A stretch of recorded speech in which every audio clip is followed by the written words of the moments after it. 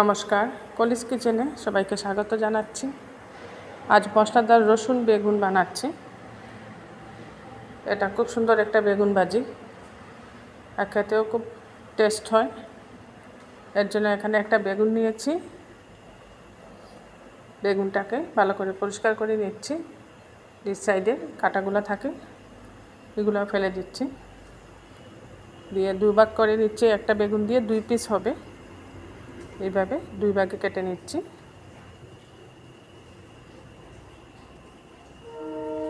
মশলাদার রসুন বেগুন বানাতে এরকম একটু মোটা গোল সাইজের বেগুন হলে ভালো হয়। বেগুনটার মধ্যে একটুকু পোকা নেই, নিচের অংশটাও একটু কেটে বাদ দিয়ে দিচ্ছি, এতে করে মশলাটা লাগবে।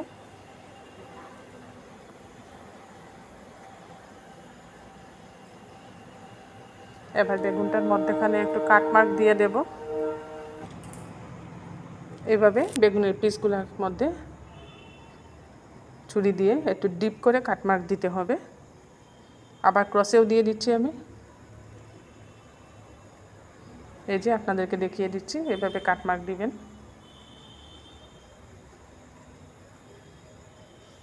এই পিসটার মধ্যেও দিয়ে নিচ্ছি।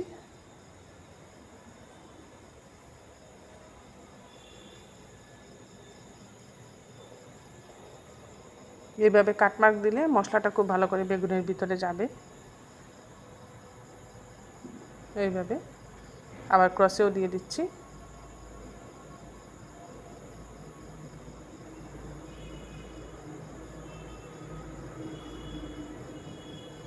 দেখে নিচ্ছি পোকা টোকা আছে কিনা। পোকা নেই, বেগুনটা ভালোই ছিল। বেগুনগুলা একটা প্লেটে উঠিয়ে নিলাম। এবার রসুনগুলাকে থেতো করে নিচ্ছি। রসুন মশলা বেগুন বানাচ্ছি, এর জন্য রসুনটাকে আমি থেতো করে দিচ্ছি। এতে করে যখন মুখে পড়বে ভালো লাগবে খেতে। সবগুলা রসুন এইভাবে থেতো করে নিচ্ছি।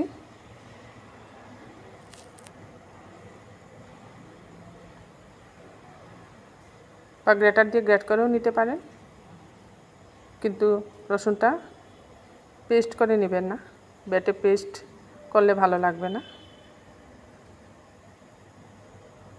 এবার একটা প্লেটের মধ্যে আমি মশলাটা বানিয়ে নিচ্ছি।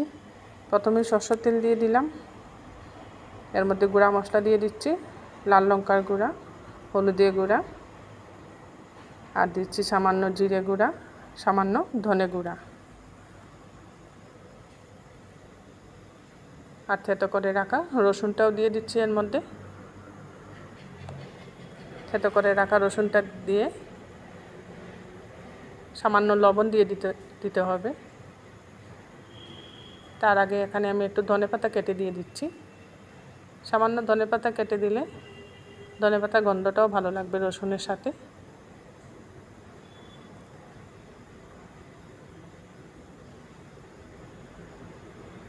এবার সামান্য লবণ দিয়ে দিচ্ছি। এইভাবে সব মশলা তেলের মধ্যে এখন ভালো করে মিশিয়ে নেব। এইভাবে সব মশলাকে তেলের মধ্যে ভালো করে মিশিয়ে নেব। মিশিয়ে বেগুনের পিসের মধ্যে এইভাবে লাগিয়ে নিচ্ছি। আর যে কাটমার্কগুলো আছে, কাটমার্কের ভিতরে এইভাবে ঠেসে ঠেসে রসুনগুলো একটু একটু করে ঢুকিয়ে দিচ্ছি। এতে করে যখন সিদ্ধ হবে রসুনের গন্ধটাও বেগুনের মধ্যে যাবে। এইভাবে লাগাবেন, সব মশলাটা উপরে চেপে চেপে আর একটু কাটমার্কের ভিতরেও ঢুকিয়ে দিবেন।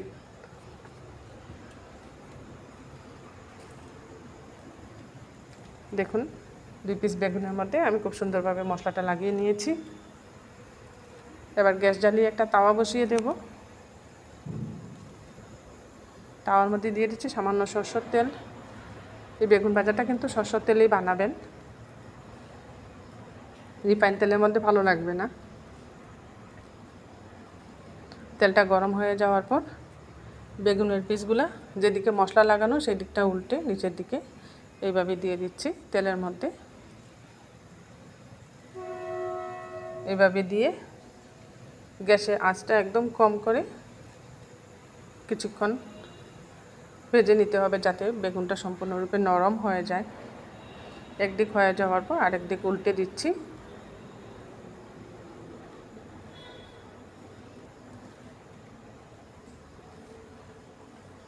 অপর দিকটা উল্টে দিয়ে অপর দিকটাকেও একটু কড়া করে ভেজে নিচ্ছি। বেগুনের মধ্যে কাটমার্ক দেওয়া আছে, তাই তাড়াতাড়ি সিদ্ধ হয়ে যাবে বেগুনটা। খুব সুন্দরভাবে ভাজা হয়ে যাবে বেগুনগুলো, অনেকটা সফট হয়ে এসছে। এইভাবে একবার রসুন দিয়ে মশলাদার বেগুন ভাজি বানিয়ে দেখবেন, খেতে দুর্দান্ত লাগে গরম ভাতের সাথে।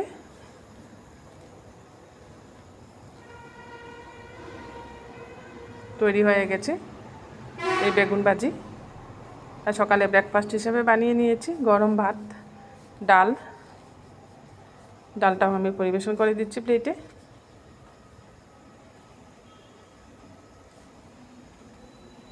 আর সাথে নিয়ে নিচ্ছি বেগুন ভাজি,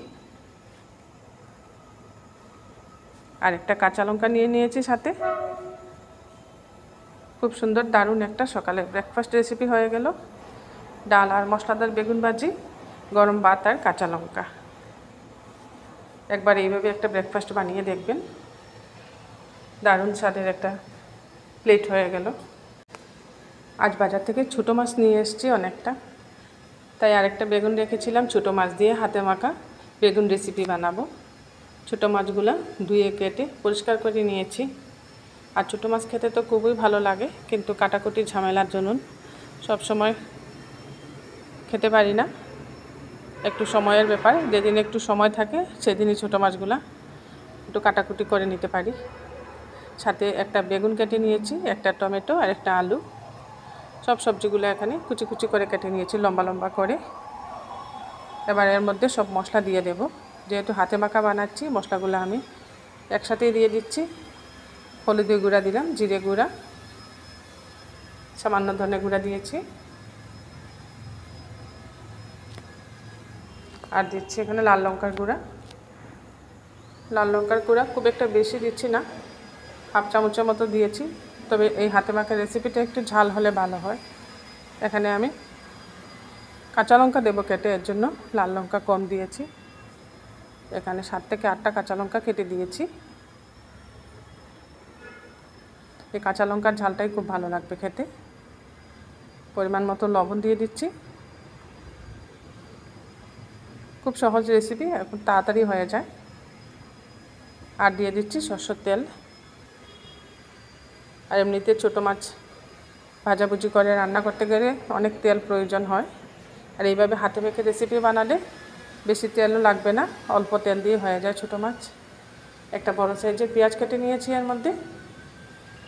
আবার সব কিছু ভালো করে মেখে নিচ্ছি। এইভাবে মাছ, সবজি, সব মশলা খুব ভালো করে মেখে নিতে হবে, যাতে সবগুলো খুব সুন্দর মিশে যায় সবজির সাথে, মশলা মাছের সাথে। সব মশলাগুলো খুব সুন্দরভাবে মিশে যায়।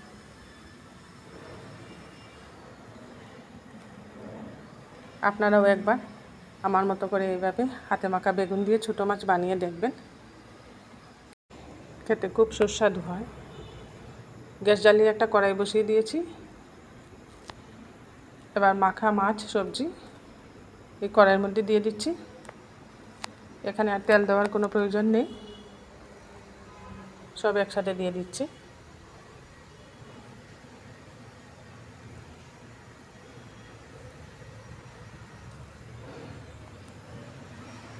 এতে করে সময়ও কম লাগে এই রান্নাটা করতে। এবার একটু নাড়াচাড়া করে নিচ্ছি।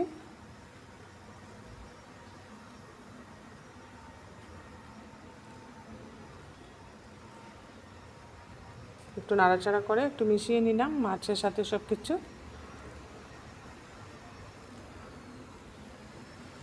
এবার সামান্য জল দিয়ে দিয়েছি এর মধ্যে। জল দিয়ে একটু সময় ঢেকে রাখবো। 5 থেকে 7 মিনিট এইভাবে ঢাকা দিয়ে রান্না করলে সিদ্ধ হয়ে যাবে। যেহেতু এখানে বেগুন দিয়েছি, বেগুনও তাড়াতাড়ি নরম হয়ে যাবে। আর টমেটো, সব কিছুই নরম সবজি। দেখুন একটু জল দিয়েছিলাম আমি, এর জন্য দেখুন খুব সুন্দরভাবে সব সবজিগুলো সিদ্ধ হয়ে গেছে, আলুও সিদ্ধ হয়ে গেছে। আর বেগুন আর টমেটো যেহেতু নরম সবজি, এগুলো তো আলুর আগেই সিদ্ধ হয়ে যাবে।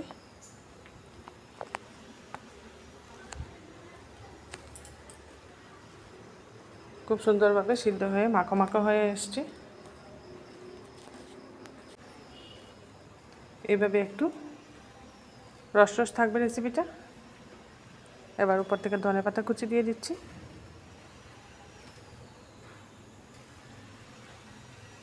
ধনেপাতা একটু বেশি দিচ্ছি, এই রেসিপির মধ্যে ধনেপাতার গন্ধটা খুব ভালো লাগে, যেহেতু কাঁচা মাছের রেসিপি ধনেপাতা বেশি হলে খুব ভালো হয় গন্ধটা। ধনেপাতা দিয়েও নাড়িয়ে একটু ভালো করে মিশিয়ে নিলাম।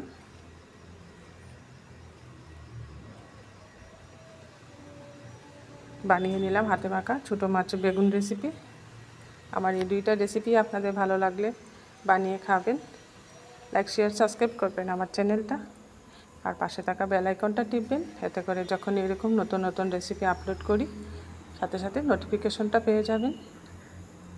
দেখুন খুব সুন্দর হয়েছে, আর খুব তাড়াতাড়ি বানানো যায় রেসিপিটা। শুধু মাছটা কাটাই একটু ঝামেলা, আর খেতেও খুব সুস্বাদু।